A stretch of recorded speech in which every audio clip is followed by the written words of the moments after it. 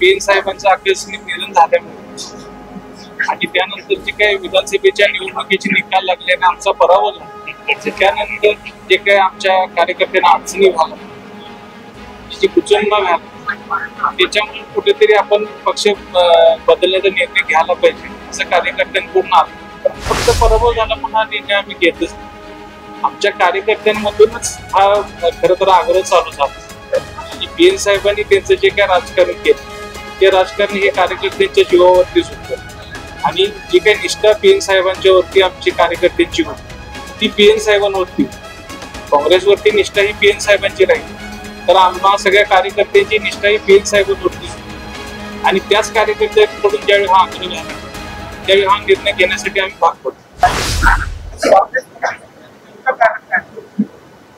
मी आपल्याला सांगितलं तशी पीएन साहेब जोपर्यंत होते, आमचा पीएन साहेबांचा जो गट आहे, पीएन साहेबांचे काय कार्यकर्ते त्यांना कुठल्याही प्रकारची कधी काय अडचण भासते, तर पीएन साहेबांचं आकस्मिक निधन झाल्यामुळे आणि त्यानंतर जे काही विधानसभेच्या निवडणुकीचे निकाल लागले आणि आमचा पराभव झाला, त्यानंतर जे काही आमच्या कार्यकर्त्यांना अडचणी झाल्या, जी कुचंबा झाला, त्याच्यामुळे कुठेतरी आपण पक्ष बदलण्याचा निर्णय घ्यायला पाहिजे असं कार्यकर्त्यांकडून आलं.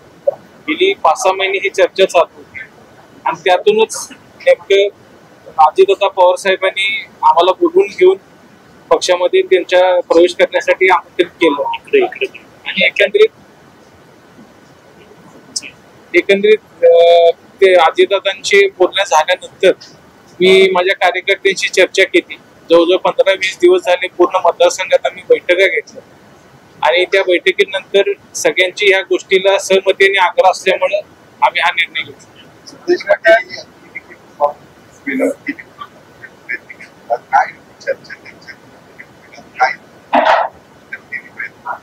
त्यांचा मला फोन आला होता आणि मी आणि माझे बंधू त्यांना भेटायला गेलो.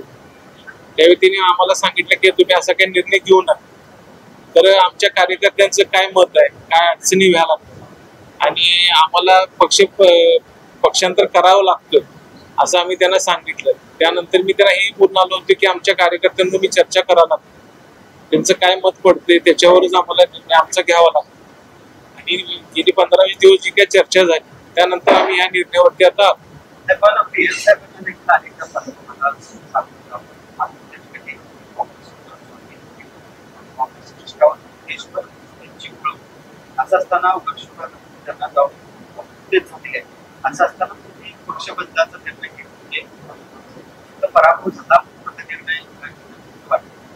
नाही, फक्त पराभव झाला म्हणून हा निर्णय आम्ही घेतच.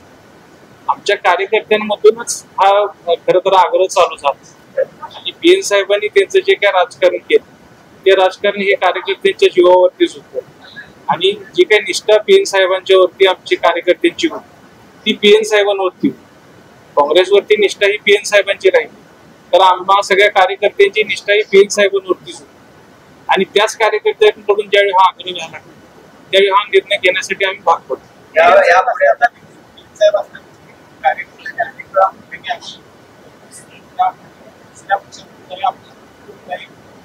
अनेक संघटना मिळाल्या काँग्रेस सोडलेला आहे कार्यकर्त्यांना समजावून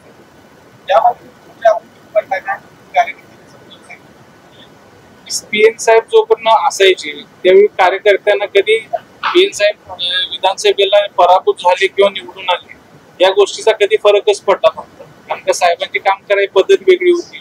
त्यावेळीचं राजकारण वेगळं होतं, राजकारणाची समीकरण वेगळी होती. आता कार्यकर्त्यांकडून आम्हाला असं सांगण्यात येते की बदलत्या काळानं आपणही बदलायला पाहिजे. जर कार्यकर्त्यांची कामं होत नसतील तर आपण त्या पक्षामध्ये राहून काय करणार, अशा प्रकारच्या चर्चा व्हायला लागली. त्यावेळी आम्हाला या निर्णयावर यावं लागलं. महायुतीमध्ये असणार आहे आणि महायुतीमध्ये मला तुमच्या पारंपरिक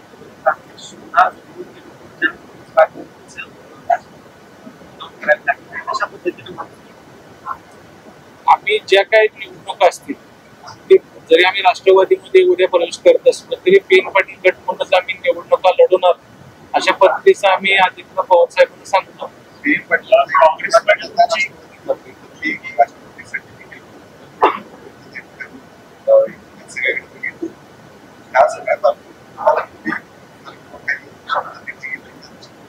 नाही, कसं आहे, माझ्या वडिलांनी 40-45 वर्ष जे काही राजकारण केलं, त्यामुळे त्यामध्ये त्यांनी कधी काँग्रेस पक्षाकडून कुठलीही अपेक्षा केली नाही. आणि त्याच पद्धतीनं आम्ही आज ज्यावेळी पक्षांतर करतोय, अजितदादांकडे आम्ही कुठल्या अपेक्षेनं जात नाही. माझी एवढीच त्यांना अपेक्षा राहिली, सांगितल्या मी त्यांना होती की आमचे जे काही कार्यकर्ते आहेत, ज्याप्रमाणे BN साहेबांनी त्यांची कामं करत राहिले, त्या पद्धतीनेच मला त्यांची कामं करत राहायला पाहिजे. त्यासाठी आपलं बळ मला लागतं.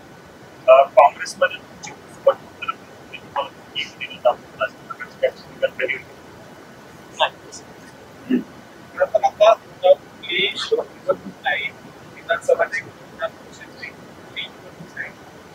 सत्तेमध्ये आहेत त्यांच्या कार्यकर्त्याची काम करतात त्या नाही, त्या सगळी चर्चा आहे.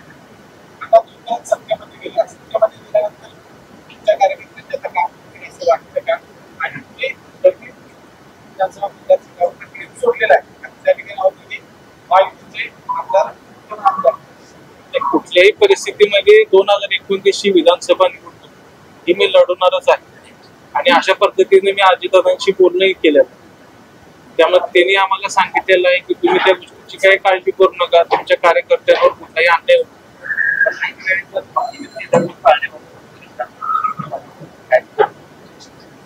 त्यावेळी आम्ही निर्णय घेऊ, कार्यकर्त्यांची चर्चा करू.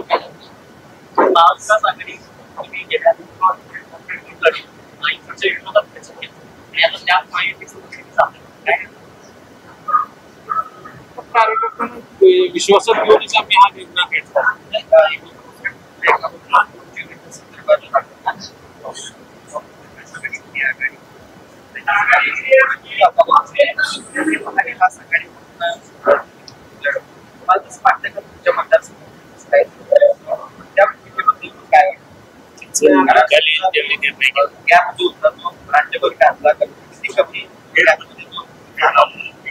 त्याच्या बाबतीत मी पण कोर्टामध्ये गेलेलोच आहे. ही प्रोसेस चालू आहे. आज कुठे त्याच्यामध्ये माघार घेतलेली. माझा प्रश्न रिपीट व्हायला लागले, परत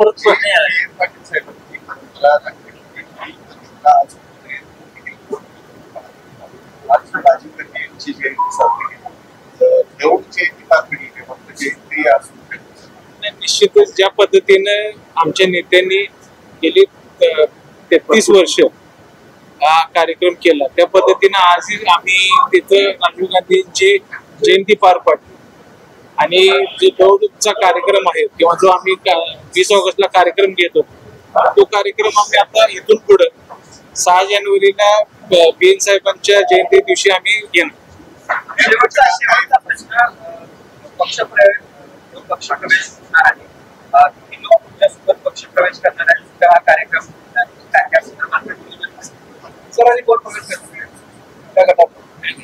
नाही, आमचा PN पाटील गट हा आमचे सगळेच कार्यकर्ते, BN साहेबांना मानणारे जेवढे काही लोक आहेत, ते सगळेच कार्यकर्ते त्या दिवशी सडोलीमध्ये प्रवेश करणार. 25 तारखेला हा कार्यक्रम.